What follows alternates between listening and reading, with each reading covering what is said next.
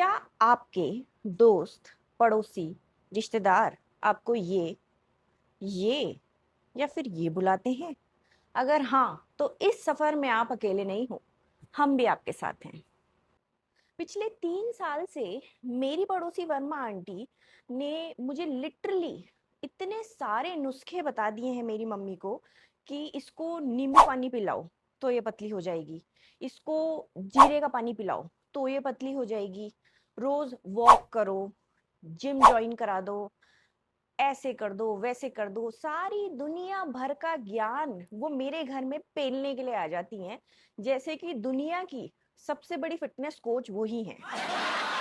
मगर किसी ने इस बात का रियलाइज नहीं किया कि मेरा वेट बढ़ा क्यों। किसी ने ये बात नहीं सोची कि आपका, मेरा या किसी का भी साइज एक्सेल से डबल एक्सेल क्यों हुआ, डबल एक्सेल से ट्रिपल एक्सेल क्यों हुआ, ट्रिपल एक्सेल से 4 एक्सेल की तरफ क्यों जा रहा है। किसी को ये भी नहीं पता कि कितनी बार मैं स्टार्ट करके रोज फेल हुई हूँ। एवरी डे मैं फिर खड़ी होती थी सुबह, फिर मैं सोचती थी आज मैं पक्का करके दिखाऊंगी। 1-2 दिन वो चीज कंटिन्यू होती थी और चौथे दिन वो चीज वापस बैक टू स्क्वायर। मैं वहीं से जहां से शुरू होती थी वहीं पे वापस आ जाती थी।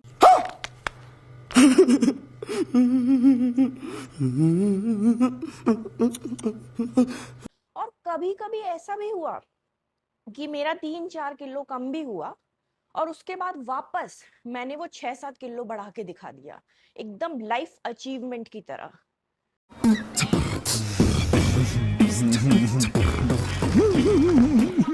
अब जब हम पैदा हुए थे तब से तो हम ऐसे नहीं है कि हम एकदम मोटे ही चले आ रहे हैं और बचपन से लेके आज तक हम मोटे ही हैं, ऐसा तो नहीं था।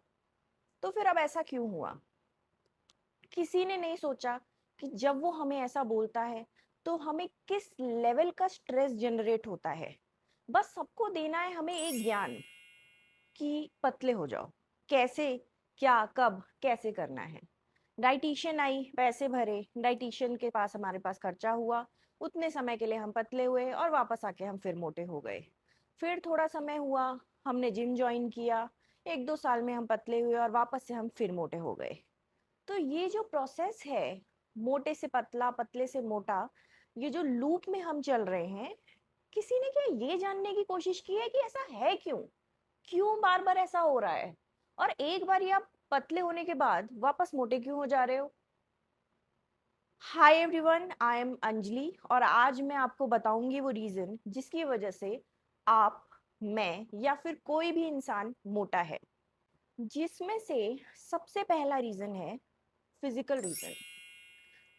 अब आपने कभी सोचा है कि आप जब 16 साल के थे तो आप कोई एक्सरसाइज करते थे और फटाफट से पतले हो जाते थे? मेरे साथ भी ऐसा ही होता था, मगर अब ऐसा नहीं होता। उसका रीजन है स्लो मेटाबॉलिज्म। एक तरह से कुछ लोगों का होता ही नेचुरली स्लो मेटाबॉलिज्म है कि जब वो रेस्ट की सिचुएशन में है तो उनकी कम कैलोरीज बर्न होगी। हमें कभी कभी ऐसा भी लगता है कि यार हम तो पानी पी के भी मोटे हो रहे हैं, अब हम क्या करें? फिर उसके बाद दूसरा जो है इसका रीजन एज। जैसे जैसे हमारी एज बढ़ती है, जैसे जैसे हमें बुढ़ापा आता है, वैसे वैसे हमारा बॉडी का मसल मास कम होता जाता है और ये और भी डिफिकल्ट हो जाता है पतले होना। अब देखने को तो मैं शिल्पा शेट्टी और मलिका शेरावत को भी देख सकती हूँ, बट हम उन लोगों की बात नहीं करते क्योंकि हमें भी पता है कि वो क्या क्या करके पतले हो रहे हैं और क्या क्या करके अपनी बॉडी को मेंटेन कर रहे हैं। और ना ही हमारे पास उतना पैसा है कि हम वो सब चीजें कर पाए। इसके अलावा बॉडी में हार्मोनल इम्बैलेंस हो सकता है, या फिर जेनेटिक्स में भी ऐसा होता है कि हमारे पेरेंट्स, हमारे दादा दादी, कोई मोटा था और उसकी वजह से हम भी कंटिन्यूअसली उस चेन में चल रहे हैं। और सिर्फ इतना ही नहीं, अगर हम किसी भी तरह की कोई भी मेडिसिन ले रहे हैं तो उसकी वजह से भी हमारा वेट गेन हो सकता है। दूसरा रीजन होता है साइकोलॉजिकल रीजन, जिसके बारे में लोग बात करते हैं पर उतने लेवल पे नहीं कि हम समझ सकें क्या रीजन है। पहला होता है स्ट्रेस। हमारी लाइफ में जो स्ट्रेस आ रहा है वो मल्टीपल रीजंस की वजह से आ सकता है। हमें पढ़ाई करनी है, उसका स्ट्रेस। हमें अच्छी जॉब नहीं मिल रही है, उसका स्ट्रेस। हमारे पार्टनर का स्ट्रेस भी हम ले लेते हैं, हमारी फैमिली का स्ट्रेस भी हम ले लेते हैं। और लाइफ में जो भी इंसान कुछ भी कर रहा है, अपना तो स्ट्रेस चल ही रहा है उसकी लाइफ में, और लोगों से बात कर करके वो दूसरे की लाइफ का भी स्ट्रेस अपने अंदर घुसाए जा रहा है, पता नहीं क्यों। और इस सब चीजों के बाद उसकी बॉडी में स्ट्रेस हार्मोन रिलीज हो रहा है, जिससे कॉर्टिसोल आ रहा है, और उसकी वजह से उसकी क्रेविंग्स बढ़े जा रही हैं। मतलब I still remember the time जब मैं एक पूरा आइसक्रीम टब अकेले बैठ के खा जाती थी, और मुझे रियलाइज भी नहीं होता था कि मैं खा रही हूँ, जंक में हूँ या किसी और चीज में हूँ। खाए जा रहे हैं, खाए जा रहे हैं।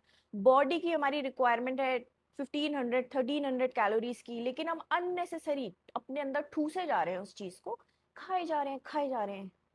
तो दूसरा रीजन ये था। इसी में एक दूसरा रीजन है नेगेटिव मोटिवेशन, जिसमें यूजुअली क्या होता है कि हम जो है, हमें किसी ने कह दिया कि आप जो है मोटे क्यों हो, और आपके मन में बैठ जाता है कि भाई इसने मेरी इंसल्ट करी है, या इसने मुझे नेगेटिवली कुछ कहा है, मेरी बॉडी शेमिंग करी है, तो मैं अब इसको 2 किलो तो बढ़ी रखा है, तो 4 हो जाएगा तो क्या हो जाएगा, तो मैं और खा के दिखाती हूँ कि लेट्स ईट टुगेदर, कोई बात नहीं, खाएंगे। और कुछ लोग जो है आपको और भी ज्यादा इस चीज के लिए मोटिवेट करते हैं कि तुम और मोटे हो जाओ, तुम चबी बहुत सुंदर लगती हो, तुम हॉट लगते हो। अलग अलग तरह के रीजंस हैं, कोई एक रीजन नहीं है। और तीसरा रीजन है बिहेवियरल एस्पेक्ट। बिहेवियर में क्या है कि एक सिंपल सी बात है कि हमारा लाइफस्टाइल जो है वो ही खराब है। हम टाइम से नहीं सोते, हम 7 से 8 घंटे की रोज नई नींद ले पा रहे हैं, या फिर हम हेल्दी खाना चाहें भी, हमें दिख रहा है कि सैलेड की प्लेट पड़ी है, पर उसको छोड़ के हम जंक खाना चाहते हैं। सबको अच्छा लगता है बर्गर, टिक्की, समोसा, चाउमीन, सब कुछ। मुझे भी अच्छा लगता है, आपको भी अच्छा लगता है, मगर हम कभी ये रियलाइज नहीं कर रहे हैं कि वो 2.5 इंच की जीभ हमारे 5.5 फीट के शरीर पे भारी पड़ती जा रही है। अब इन सब चीजों के बाद जब कुछ नहीं बचता, तो हम अपनी टायर्डनेस, अपनी थकान को दूर करने के लिए जाते हैं इंस्टाग्राम पे। इंस्टाग्राम रील्स चले जा रही हैं, रील्स के कंटिन्यूसली चलने के बाद हमें इतना सारा खाना दिख चुका है कि हम रियलाइज ही नहीं कर रहे हैं कि उस खाने को देख के हमारे अंदर भी क्रेविंग्स डेवलप हो रही है, हमारा भी मन कर रहा है कि ये खा रहा है, चलो आज खा लेते हैं, कल से फिर शुरू कर देंगे अपनी डाइटिंग। कोई बात नहीं, it's okay. No guys, it's not okay. It's not okay कि आपको कोई कुछ भी कह के चला जा रहा है और आप उसके लिए कोई स्टेप नहीं उठा रहे हो। अब आप सोच रहे होंगे कि मैं आपको ये सब क्यों बता रही हूँ, क्यों इतना ज्ञान दिए जा रही हूँ। अरे कहना क्या चाहते हो? अरे कहना क्या चाहते हो? तो उसका रीजन ये है कि जब मैं पतली थी, मैं यहाँ से यहाँ पे आई हूँ, और जब मैं लोगों को कुछ बताती थी तो लोग सुनना नहीं चाहते थे, कहते थे कि आप हमारे जूते में आओगे तब आपको समझ आएगा। तो गाइस, मैं आज आपके सामने आप ही का जूता पहनकर बैठी हूँ। मेरा करंट वेट इतना है, और अगर मैं चाहती तो आपको बड़ी आसानी से एक ट्रांसफॉर्मेशन वीडियो यहाँ से यहाँ मैं कैसे पहुंची बना के आराम से दिखा सकती थी, मगर इस बार मैं ऐसा नहीं करूंगी। उसका रीजन ये है कि मैं चाहती हूँ कि आप लॉजिकली इस बात को समझो और अपने अंदर चेंज लाओ, और देखो कि क्या रीजन है कि आप मोटे हो, और आप क्यों उसको नहीं बदल पा रहे हो। क्योंकि अगर आपको नहीं समझ आया ना अब, तो मुझे भी नहीं पता कि आपको किसी भी तरह की ये कोई भी और भी कोई भी बीमारी कभी भी घेर सकती है। तो आप ये किसी के लिए नहीं कर रहे हो, याद रखो, आप अपने लिए करते हो। कोई कहता है कि उसके पार्टनर ने उसको छोड़ दिया, कोई कहता है उसका बॉयफ्रेंड उसके साथ लॉयल नहीं है, किसी ने मुझे कहा कि उसकी बेस्ट फ्रेंड ने उसे चीट कर दिया। पर क्या आपने कभी ये सोचा कि पिछले कितने सालों से आप ये जंक और ये सब अपने लाइफस्टाइल की वजह से खुद को चीट कर रहे हो? जब आप अपने साथ खुद लॉयल नहीं हो तो आप कैसे एक्सपेक्ट कर सकते हो कि कोई और इंसान आपके साथ लॉयल होगा? तो ऐसा नहीं है जैसा आप सोच रहे हो। आप मोटे नहीं हो, आपकी सोच मोटी है और हमें उसी को बदलना है। यही एक सफर है और इस बार इस जर्नी में मेरे साथ मैं अकेले नहीं हूँ। मैं पूरी उम्मीद करती हूँ कि आप भी मेरे साथ होगे और इस पूरे कॉन्सेप्ट को अच्छे से समझोगे कि आप मोटे क्यों हो।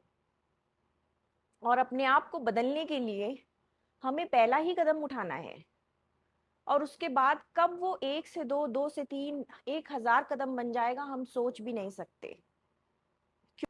हो सकता है आप ऑफिस में बिजी हो सकता है आप पढ़ाई में बिजी हो सकता है आपकी लाइफ में कुछ फैमिली स्ट्रेस चल रहा हो, मुझे नहीं पता।